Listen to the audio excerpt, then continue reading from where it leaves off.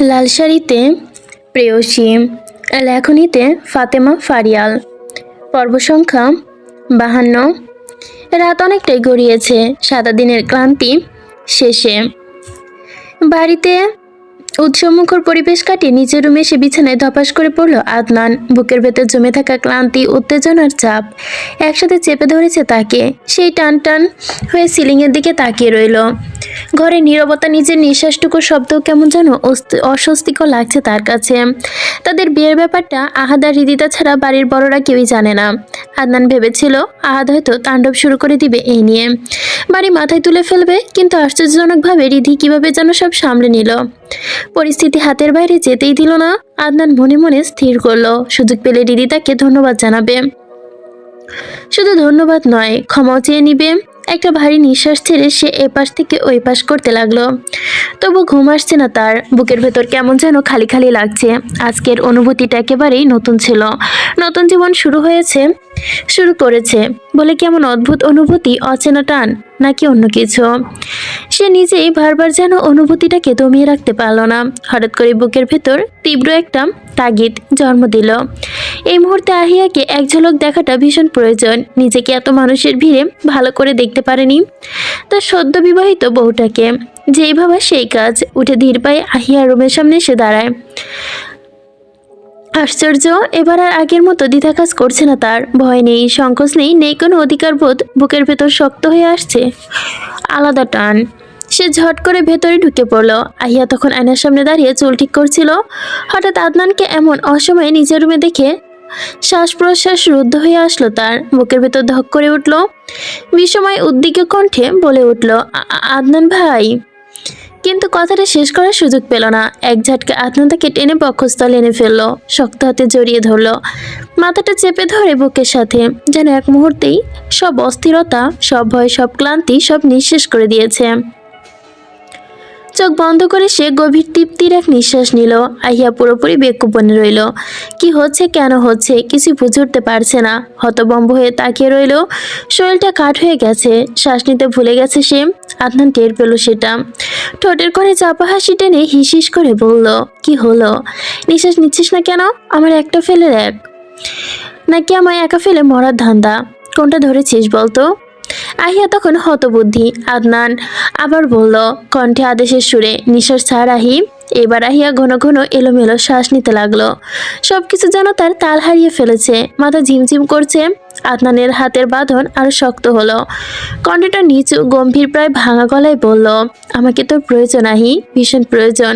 কখন যে তুই আমার জন্য এতটা জরুরি হয়ে গেলি আমি নিজেও টের পেলাম না। এইটুকু বলে থেমে আবারও কণ্ঠ খাদে নামিয়ে বলল, আজ একটা আবদার করবো আহি। কম্পিত কণ্ঠে আহিয়া জিজ্ঞেস করলো, কি আবদার?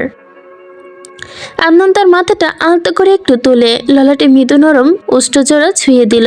একরাশ গম্ভীর এবং অধিকার নিয়েই বলল, আমার ধৈর্যের শেষ চূড়ায় পৌঁছে গেছে, আমার সাথে অপস করে নে না আজ। এই মুহূর্তে আহিয়ার জন্য সম্পূর্ণ নতুন, অচেনা, দমবন্ধকর পরিস্থিতি।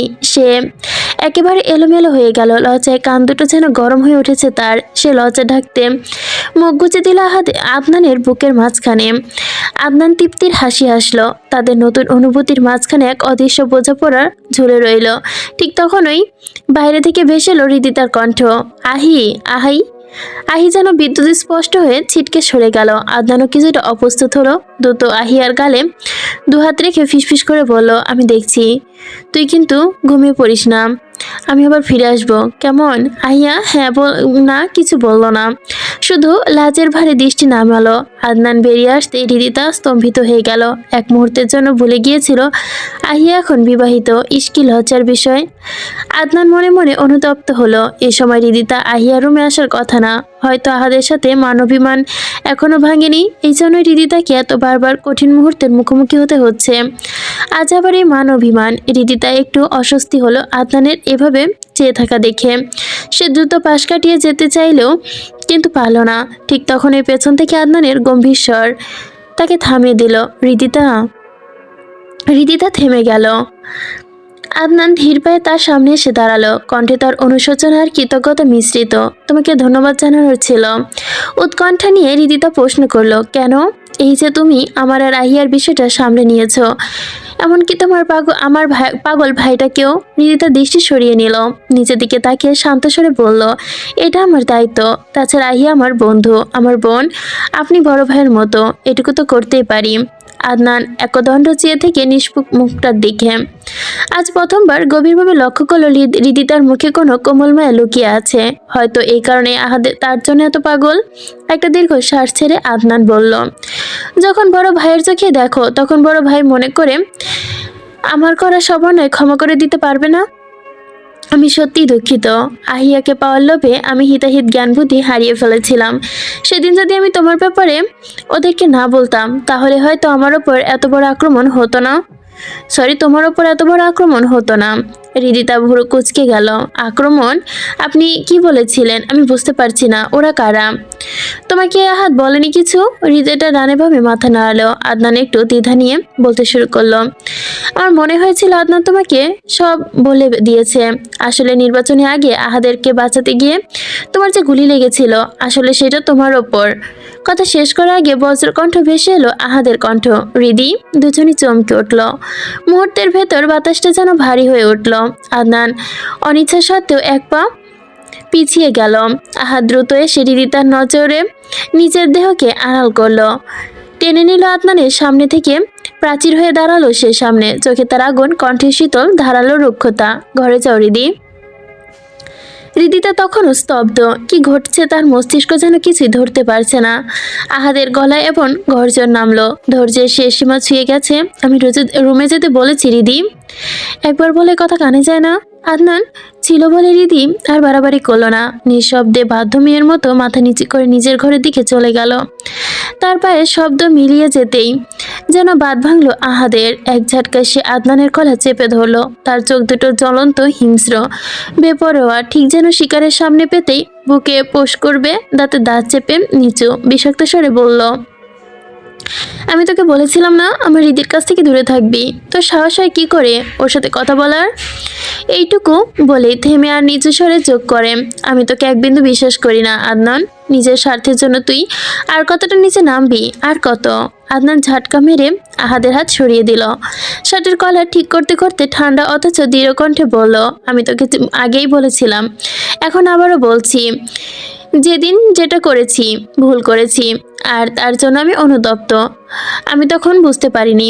আহাদ এক পা এগিয়ে এলো, তর্জনী আঙ্গুল তুলে চোখে চোখ রেখে বলল, কণ্ঠ জমে আছে তার আগুন, তুই যেটা করেছিস সেটা ক্ষমার অযোগ্য।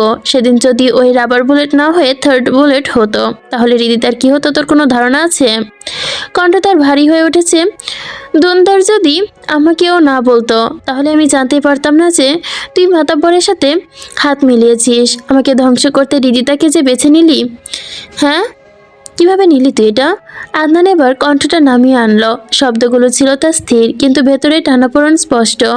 তুই ভুল বুঝছিস আহাদ, আমি মাতাব্বরের সাথে হাত মিলাইনি। মাতাব্বর নিজে আমার চেম্বারে এসেছিল। কোনোভাবে সে জেনে গেছিল আমার আর তোর ছোটবেলার বনিবনা। সেই দুর্বলতা জানতেই চেয়েছিল, সেটা আমারও জানার প্রয়োজন ছিল। আমি তোর আর হৃদিতার সম্পর্ক নিয়ে দ্বিধায় ছিলাম, নিশ্চিত হতে চেয়েছিলাম। তাই মাতব্বরকে ব্যাপারটা বলি, শুধু তোর কি রিয়াকশন তা দেখার জন্য। আহাদের কথা আরও কঠিন হলো, চোখগুলো তার কঠিন। আহাদ বলতে লাগলো, আমি শিওর হলাম তোর জীবনে হৃদিতা কতটা প্রভাব ছিল। আমি তোকে জব্দ করতে চেয়েছিলাম শুধু আহির জন্য। আমি শুধু যদি অপরাধী হই, তুইও একদিক থেকে অপরাধী। তুই যদি শুরুতে আহিয়ার আমার সম্পর্কটা মেনে নিতি, তাহলে সব কিছুই হতো না। আহাত কণ্ঠ, গলা সবকিছু যেন কঠিনভাবে একটা হুঙ্কার ছাড়লো। তাতে দাঁত চেপে বলল, খোদার কসম আদনান, আমি যদি হৃদিতাকে কসম না দিতাম, তাহলে এখন তোর ওই হাল করতাম। যদি আমি নিজেও জানি না কি হতো তোর। সেদিন শাহবাগ চত্বরে নির্বাচনের কোলাহল আর ভিড়ের মাঝে আহিয়া হৃদিতার উপস্থিতি মোটেও আকস্মিক ছিল না। সেটা ছিল আদনান আর মাতাব্বরের পূর্ব পরিকল্পিত। গুলিটি সেদিন আহাদের জন্য নয়, সরাসরি নিশানা করা হয়েছিল হৃদিতাকেই। বেচারি হৃদিতা ভেবেছিল গুলিটা আহাদের দিকে ছোড়া হয়েছে, তাকে বাঁচাতে নিজেই ঝাঁপিয়ে পড়েছিল তার সামনে। হয়তো এই একটুখানি ভুল বোঝাবুঝি সেদিন তাকে নিশ্চিত মৃত্যুর হাত থেকে বাঁচিয়ে দিয়েছে। আহাদ যখন জানতে পেরেছিল ড্রাইভার এই ষড়যন্ত্রের সাথে জড়িত, তখন ড্রাইভার কেমনভাবে সাহায্য করেছে যে সে এখন পর্যন্ত ছায়াকেও ভয় পায়। সেদিন চাকরি ছেড়ে বের করে দিয়ে নতুন ড্রাইভার রেখেছে। এই ঘটনার কিছুটা পরিবারের কাউকে জানায়নি, এমনকি হৃদিতাকেও না, কারণ সে জানে সবাই আদনানকে সরল নির্দোষ চোখে দেখে। সেটা ভেঙে গেলে ভয়ঙ্কর তিক্ততা জন্ম নিবে, কষ্ট পাবে বিশেষ করে চাচি আম্মা আর আহিয়া, তাদের দুজনের প্রিয় আদনান। আজ সেটা চায় না, সে চায় না কেউ কষ্ট পাক, যদিও নিজেদের কর্মকাণ্ডের মাঝে বিরক্ত, কিন্তু আদনান তাদের মাঝে আলাদা। যেখানে কোনো আজ পড়ুক সেটা কোনোভাবেই চায় না আহাদ।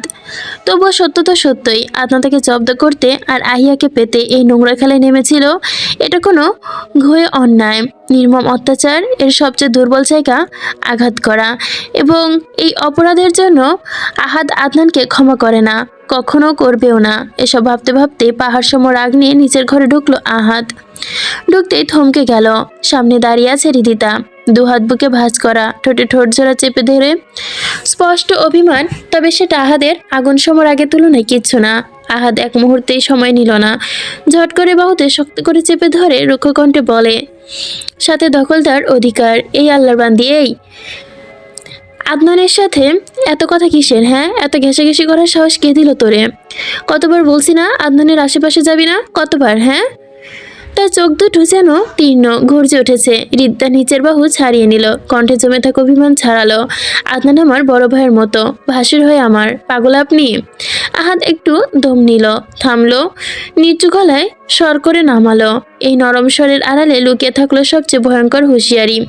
তোমার ভাসুর হোক আর শ্বশুর হোক, সবই তোমার জন্য পরপুরুষ। আর এই দুজনের আশেপাশে যেন তোকে না দেখি, এই কথাটা ভালো করে মাথায় গেঁথে নে। হৃদির বুকের ভেতর জমে থাকা রাগ আর ক্ষোভ ধীরেই যেন ধরে রাখতে পারল না। সে ধপ করে সোফায় বসে পড়ল, চোখে তার জ্বলছে আগুন, গলা ধরে এসেছে। আহাদ বুঝলো ভীষণ অভিমান করেছে তার প্রেয়সী, কিন্তু তাতেও সিদ্ধান্ত বদলানোর কোনো উপায় নেই। সে কখনো তার প্রেয়সীকে অন্য কারোর সাথে ভাগ দিতে চায় না, নিজের বাপের সাথেও না। কিছুটা গম্ভীর হলে কণ্ঠস্বরের খাদে নামিয়ে ডাকলো, এখন আবার গাল ফুলিয়ে বসে আছো কেন? অনেক রাত হয়েছে, এসো আমি ঘুমাবো। হৃদয় ঝট করে দাঁড়িয়ে পড়ল, কণ্ঠে প্রতিবাদ স্পষ্ট। আমি আপনার সাথে ঘুমাবো না, আপনি এখানেই থাকেন, আমি যাচ্ছি আমার সাথে ঘুমাবো।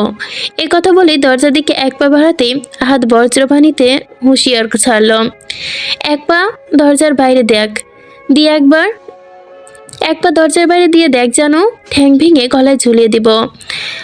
আহাদ আহ্লাদ পেয়ে পেয়ে মাঠে উঠে গেছিস না, একদম বজ্জাতি বেটি। রীতি তার ঠোঁট কামড়ে বাধ্য মেয়ের মতো আবার জায়গায় গিয়ে বসলো। ঘরটা নিস্তব্ধ, ভালোবাসার দখলদারিত্বের সংঘর্ষে বাতাস যেন ভারী হয়ে উঠেছে।